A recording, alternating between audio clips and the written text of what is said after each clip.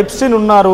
So ఇక్కడ firstly మనందరూ oppose చేయాల్సింది తనకు వచ్చిన నెగిటివ్ కామెంట్ ఏంటో ఉందో we should have to support her. అక్కడ ఆ విషయంలో మాత్రం తనకి మనం సపోర్ట్ ఇవ్వాల్సిందే. ఆవిడ సపోర్ట్ కాదు, ఆవిడకి ఫస్ట్ సానుభూతి.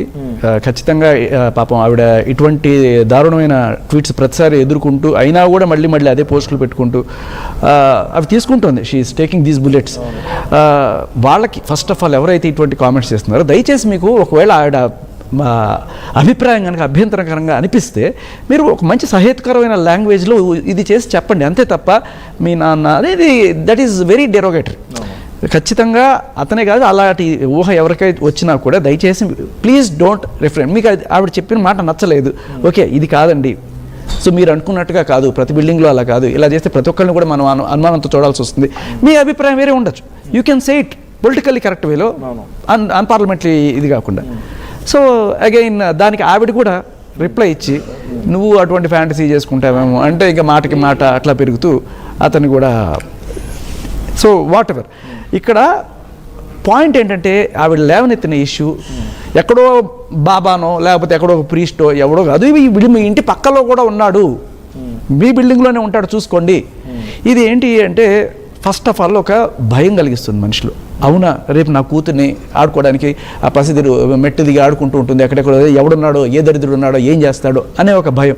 అంతకుముందు ఆవిడ ఇట్లాంటిది ఒక స్టేట్మెంట్ చేసింది, ఏంటి కాస్టింగ్ కోచ్ సినిమాలో కంపల్సరీగా ఉంటుంది అంటే రేపు ఎవరన్నా సరే ఒక తండ్రి పుట్టి ఒక కూతురు నేను సినిమాలోకి వెళ్ళి చేస్తానంటే అమ్మ వద్దమ్మా, చెన్మయ్య గారు చెప్తున్నారు మొత్తం కాస్టింగ్ కోచ్ ఉంటుంది అంటే రేపు బిల్డింగ్ దాటి కొంచెం 4 అడుగులు వేసుకున్నాను అమ్మ వద్దమ్మా నేను ఉంటే వస్తాను ఆలోచింపజేస్తుందేమో కదా, అలా కూడా అనుకోవచ్చు కదా, భయపెట్టడం అనేది. ఇప్పుడు ఆలోచన ఉంది, ఆవిడ ప్రాబ్లం లేవనెత్తారు సైడ్, కానీ సొల్యూషన్ ఎక్కడ? సొల్యూషన్ ప్రభుత్వం తీసుకురావాలి. ఇది చాలా ఈజీ అండి, సొల్యూషన్ ప్రభుత్వం తీసుకురావాలనేది చాలా ఈజియెస్ట్ ప్రభుత్వం బాధ్యత కాదు. ఇప్పుడు ఏం చేయాలి, సంరక్షణ ప్రభుత్వానిదే.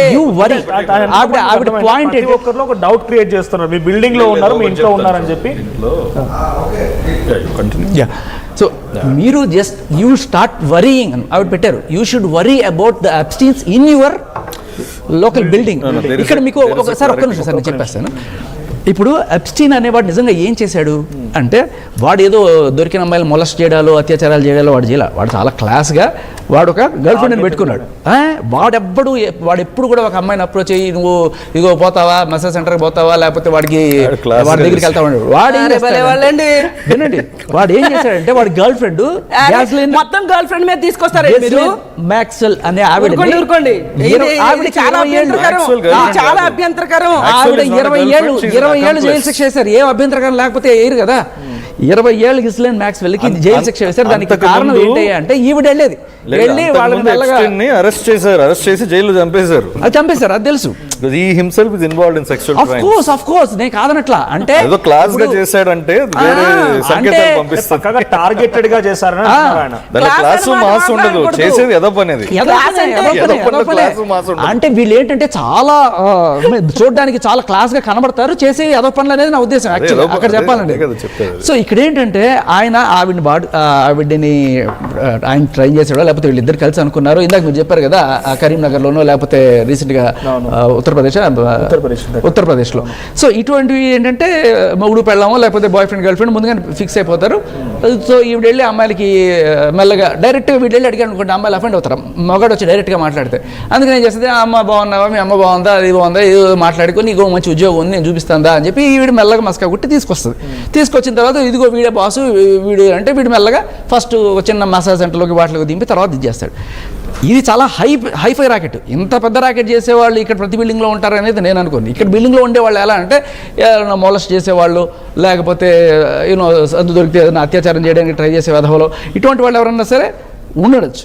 కానీ ఇది ఏంటంటే హై లెవెల్ ర్యాకెట్. ఇది అంటే వీళ్ళని తీసుకెళ్ళి ఈ పడుపు వృత్తిలోకి దింపే ఒక దారుణమైన మనుషులు, అంటే పింపుల్ వీళ్ళు కరెక్ట్గా చెప్పాలంటే.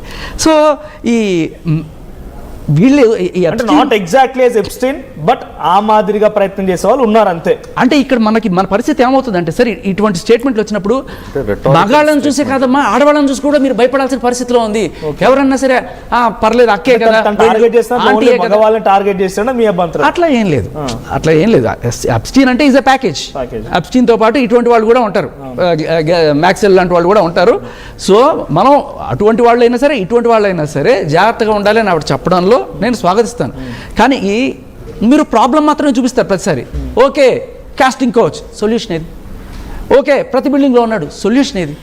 సార్ మా బిల్డింగ్లో ఒకడు ఉండే సార్, వాడు ఇట్లాంటి ఏదో పనులు చేశాడు సార్. ప్రతి బిల్డింగ్లో అనడానికి ముందు నా బిల్డింగ్ సంగతి నేను చెప్తాను. వాడు ఇట్టా దొరికితే వాడిని మేము ఇట్టా చేసాం, మళ్ళీ మా కమ్యూనిటీ అంతా కలిసి ఇటువంటిది ఇంకోసారి జరగకుండా సీసీ కెమెరాలు పెట్టించాం, స్ట్రిక్ట్ కోడ్ పెట్టించాం. ఇది కదా సార్ సొల్యూషను. చెప్పడం వేరు, సొల్యూషన్ చెప్పడం వేరు నేను అనేది. సో దీనివల్ల జస్ట్ ఒక ప్రాబ్లం ఎత్తి చూపించడం వల్ల ఏంటంటే ఉన్నారో లేదో ఎవరికి తెలియదు, ఆవిడ ప్రతి బిల్డింగ్ వచ్చి చూడలేదు. కానీ ప్రతి బిల్డింగ్లో ఉండే వాళ్ళకి మాత్రం ఒక భయం మొదలవుతుంది. రేపు కూతురు ఆడుకోవడానికి పంపించాలన్నా ఒక భయం, కూతురిని సినిమాల్లో యాక్ట్ చేయడానికి పంపించాలంటే ఒక భయం.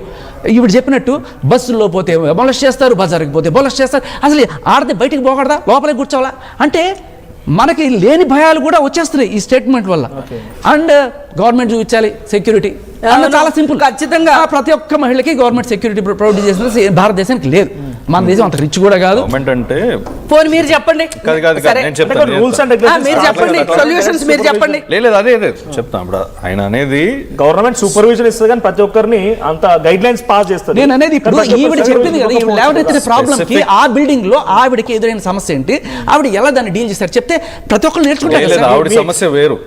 ఆవిడ సమస్య చిన్మయ్య గారి సమస్య వేరు. చిన్మయ్య గారు ఏంటంటే డబ్బింగ్ ఆర్టిస్ట్, డబ్బింగ్ అసోసియేషన్ లో మెంబరు. ఆవిడ వైరముత్తు గారు అని, అది తెలుసు. అదే అక్కడ నుంచి స్టార్ట్ అయింది. వైరముత్తు గారు అని ఫేమస్ లిరిసిస్ట్. ఒక వాలి గారు, వైరముత్తు గారు ఆవిడ బిల్డింగ్ లో ఉండే మనిషి కాదు, బిల్డింగ్ లో మనిషి కాదు. దాని నుంచి వచ్చే సమస్య ఏంటంటే వైరముత్తు గారి మీద ఆవిడ ఏంటో అలిగేషన్స్ చేసింది. పాయింట్ ఏంటంటే ఎవ్రీ బిల్డింగ్ లో ఉన్నారని తను మెన్షన్ చేశారు. That's what I'm coming to. ఇది డౌట్ఫుల్ క్రియేట్ చేస్తుంది.